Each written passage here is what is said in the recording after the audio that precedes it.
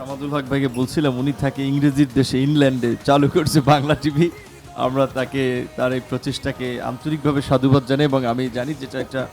বাংলাদেশী কালচারকে তিনি লালন করেন বিধায় আসলে ওইখান থেকেই আইপিটিভি, সেখান থেকে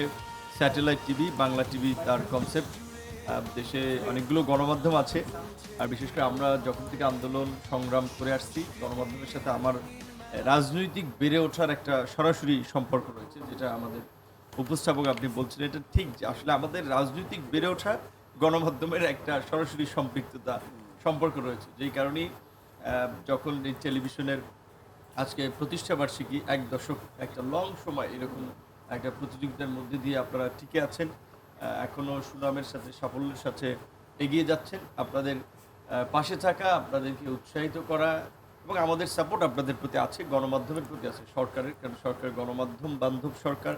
একটা জবাবদিহিতামূলক শক্তিশালী গণতান্ত্রিক রাষ্ট্র ব্যবস্থা বিনির্মাণে গণমাধ্যমের ভূমিকা অনস্বীকার্য। তো আমরা আশা করি এবং প্রত্যাশা রাখব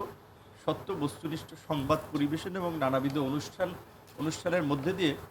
জনগণের আস্থা অর্জনে বাংলা টিভি এগিয়ে যাবে, জনগণের সাথে থাকবে, সরকার এবং জনগণকে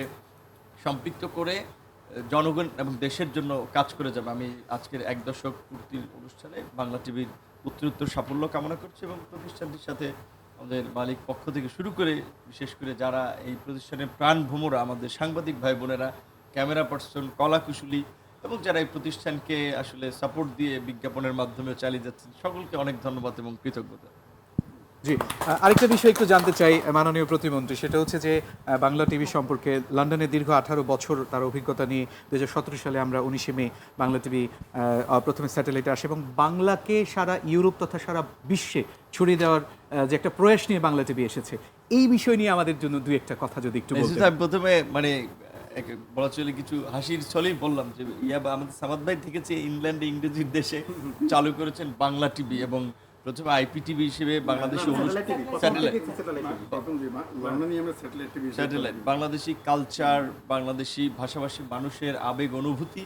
শেয়ার করার জন্যই তো এটা আসলে ওই কনসেপ্ট থেকে এটা চালু করেছে। নিঃসন্দেহে এটা একটা ভালো ইনিশিয়েটিভ এবং আমি তো এখন সে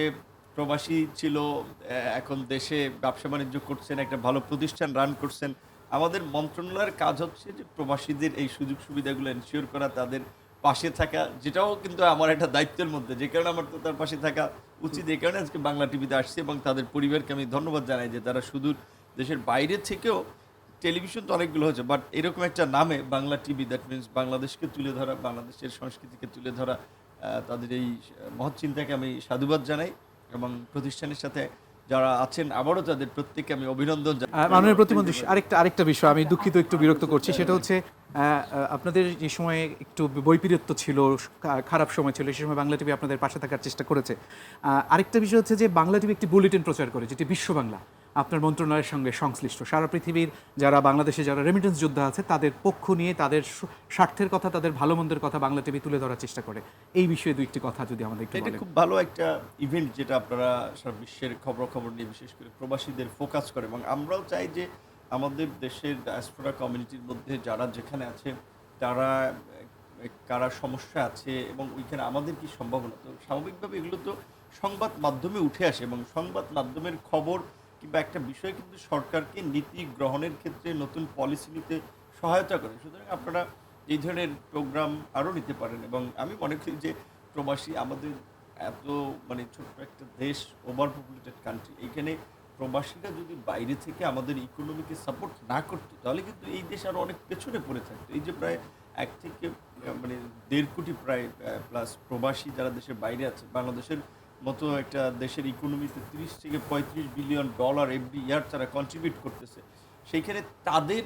সমস্যাগুলো জানা দরকার, কারণ তারা কি লিমিটেশনের মধ্যে থেকে এই কাজগুলো করছে। আমরা রেমিটেন্স পাচ্ছি, এত দেশের ইকোনমি ভালো রাখতেছে, এটা যেমন একটা ভালো দিক, এর পেছনে আবার কিন্তু অনেক নির্মম, নিষ্ঠুরতা, অমানবিকতা, হার্ডওয়ার্কিংয়ের অনেক গল্প আছে, সেইগুলো উঠে আসা দরকার। সেক্ষেত্রে আপনারা যেহেতু প্রবাসীরই এই প্রতিষ্ঠানটির কর্ণধার যারা প্রবাসীর মানুষ ছিলেন, সুতরাং তাদের দিক থেকে প্রবাসীদের এটা একটা দাবি থাকতে পারে যে প্রবাসীদের বিষয়কে ফোকাস করে আপনাদের একটা আলাদা অনুষ্ঠান কিংবা একটা স্লট থাকা।